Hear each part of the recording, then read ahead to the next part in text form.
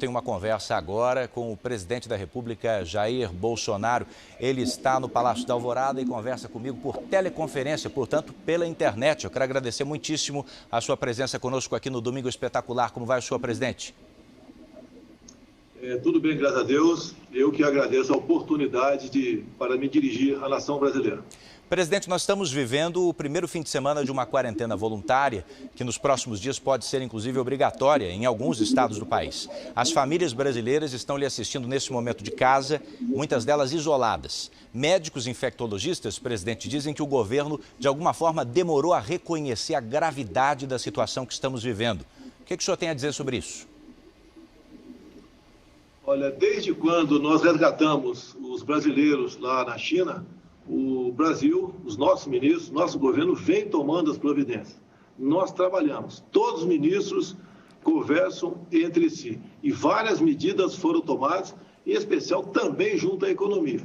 O nosso ministro Henrique Mandetta, da Saúde, já vinha providenciando respiradores, abertura de leitos de UTI, fazendo contato com os demais integrantes aqui do nosso governo para esperar o momento dessa gripe vir ao Brasil, porque nós sabíamos que ela viria ao Brasil. Agora, as pessoas que reclamam de mim, que não tomou providência, tenham tomado providência, como, por exemplo, aí o senhor governador de São Paulo, tem que lembrar que no dia 23 de fevereiro ele estava na Sapucaí, no Rio de Janeiro. Logo depois, 8 de março, dia da mulher, teve uma corrida da mulher em São Paulo, ele estava lá com 18 mil pessoas ao teu lado. No dia seguinte, dava o lançamento da CNN com 1.300 pessoas do seu lado. Então, no que nós estamos vivendo? Nós não podemos politizar isso aqui. Só falei isso porque eles me atacam constantemente. Tá? Eu entendo, mas, presidente, sobre esse aspecto, para aproveitar o que o senhor está dizendo. É uma preocupação de todos nós buscar solução para o caso e atenuar o problema que já começou e sabendo que tem um prazo para aumentar e depois regredir e voltar à normalidade. Mas aproveitando o gancho que o senhor acaba de me dar nessa sua resposta, na posição destes governadores, o senhor teria estimulado o cancelamento, a suspensão do carnaval? Eles poderiam ter proposto isso. Agora, imagine, né? É uma decisão minha nesse sentido. Primeiro, o custo que não seria, dado que já estava envolvido em despesa, em tudo no Brasil todo. Obviamente que eu não seria respeitado. Eu acho que cairia no ridículo essa imposição. Agora, deixa bem claro, não temos que entrar em pânico. Isso nós vamos viver. Quando você não pode comparar Brasil com a Itália, eu pergunto a você, você sabe quantos habitantes temos por quilômetro quadrado na Itália? São 200 habitantes por quilômetro quadrado. Na Alemanha são 230 habitantes, no Brasil 24. Há uma diferença enorme entre esses países. Mais importante que a economia é a nossa vida. Mas nós não podemos extrapolar na dose, porque com o desemprego aí acontecendo, a catástrofe será maior.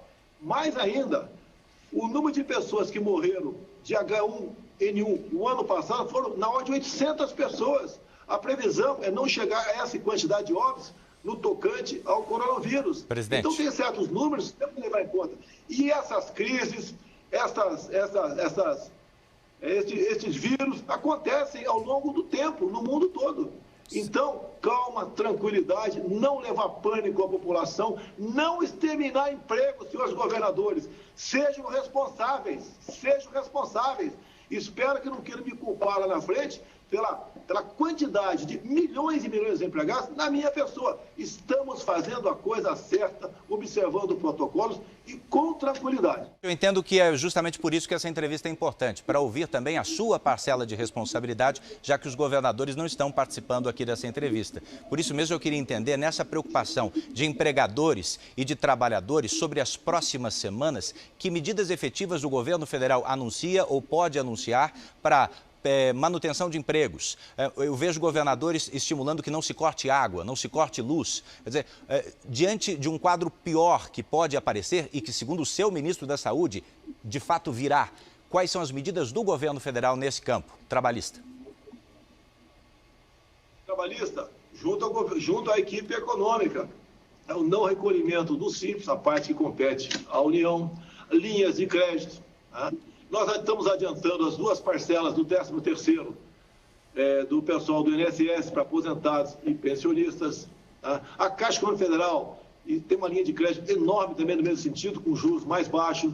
Então, essa série de medidas vão fazer alguma diferença. O senhor trabalha com alguma projeção de números? Diferentes organizações, algumas financeiras? Eu não trabalho, não interfiro no trabalho do Luiz Mandetta, o nosso ministro da Saúde, tá? Eu vejo os números que partem de lá, dessas projeções, eu estou achando que é um exagero nisso aí. E nós temos que levar em conta a situação daquela pessoa. Às vezes o cara é uma pessoa como no Rio de Janeiro, que é uma pessoa grave, entubada lá.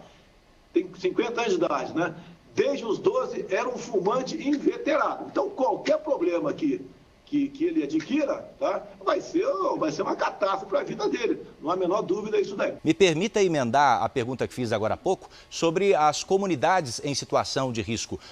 Favelas, áreas mais pobres. Do Rio de Janeiro chegam informações agora dos primeiros casos confirmados na Cidade de Deus e em outras comunidades. Qual o papel que o governo federal pode desempenhar nessa questão? Olha, tem uma comunidade do Rio de Janeiro, não vou falar o nome aqui, vão falar que estou discriminando, né? Tem um número de tuberculose muito alto. Tá? Entrando o vírus lá, com toda certeza, nessa comunidade, vai ter muita gente que vai perder a vida, porque vai ser agravada por esse vírus. Cuidado que tem que ter. Repito, é a mesma coisa, evitar a circulação. Já ficou claro nessa entrevista e em outras, presidente, que o senhor vem trocando farpas com governadores, sobretudo no Rio e em São Paulo. Eu pergunto para o senhor de maneira clara, em que isso ajuda ao enfrentamento da crise que estamos vivendo? Primeiro, você não me vê atacando nenhum governador, nenhum, zero. Eles que me atacam constantemente. Fogem da sua responsabilidade e atacam o governo federal. O senhor chamou um deles de lunático? Por parte deles, que não começou agora, não. É desde o início do ano passado que eles me atacam. Assim como a grande mídia, com raras exceções, me ataca constantemente. E digo mais, brevemente, né, o povo saberá que foram enganados por esses governadores e por grande parte da mídia nessa questão do coronavírus. Já que estamos no ambiente político, o senhor percebeu ao longo dessa semana panelaços a favor do governo, contra o governo. O senhor disse que considera essas manifestações democráticas e as respeita, mas eu gostaria de saber de sua parte, o que de concreto o senhor pensa em fazer para resgatar a confiança daquela pessoa que não está concordando com a sua postura diante dessa crise? Não estou preocupado com a minha popularidade, se vou estar bem ou não. Até porque ninguém acredita em pesquisa no Brasil, não estou preocupado com isso. Esses panelaços foram incentivados, né, antes de acontecer pela Globo. A TV Globo botou várias vezes no ar dizendo que naquele dia, no dia seguinte, teria uma manifestação contra o presidente Jair Bolsonaro, endossada pela revista Veja, que fez campanha também, entre outros órgãos de imprensa. É uma campanha deslavada, é uma campanha descomunal, absurda, contra o chefe de Estado, que simplesmente, né, teve a coragem de cortar a propaganda dessas grandes empresas. Acabou a mamata para eles, querem me tirar de qualquer maneira. O nosso governo, com todo respeito, né, tem um time de ministros que eu duvido que tivemos isso no passado, podemos ter no futuro com alguém do perfil diferentemente do meu. Então, a grande mídia, governadores, de olho na minha cadeira, se puder antecipar a minha saída, eles farão isso daí, mas da minha parte não terão oportunidade disso. Nós vamos continuar fazendo nosso papel. Não é discutir quem está bem ou quem não está bem diante de panelaços armados pelo sistema Globo. Se for armar um panelaço, se alguém quiser armar um panelaço contra a Globo à noite, o Brasil vai se transformar aqui numa caixa de som. Tá? Exatamente diferente do que eles pregam, acontece com o meu governo. Estamos fazendo nosso trabalho despreocupados com a minha popularidade. A minha popularidade é o que menos interessa. Eu quero, se Deus quiser, no futuro, entregar um Brasil muito melhor para quem me suceder do que eu peguei em janeiro do ano passado. Me permita trazer de volta o assunto para essa crise, para a pandemia que estamos vivendo. Vamos falar da vida das pessoas. O senhor falou aqui sobre os receios em relação a desabastecimento. O que o governo federal tem feito para enfrentar isso, para lidar com isso? É se preparando, como?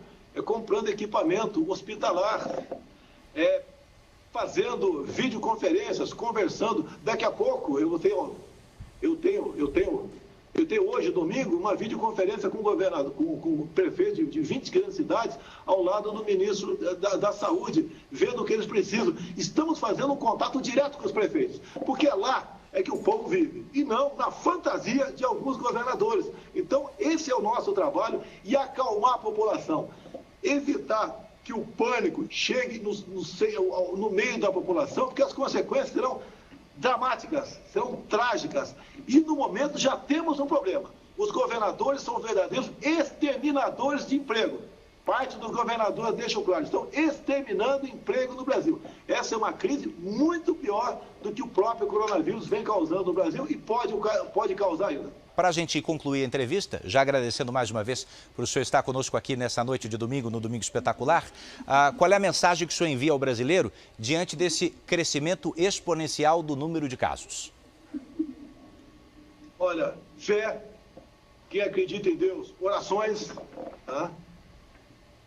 Vamos ter paciência, calma, isso passa, não tem como evitar, no momento, não tem vacina, não tem remédio, se bem que, meus parabéns ao Hospital Beto Einstein, que está aqui tomando providências, né, no sentido de avaliar a eficácia da cloroquina nos portadores da Covid-19.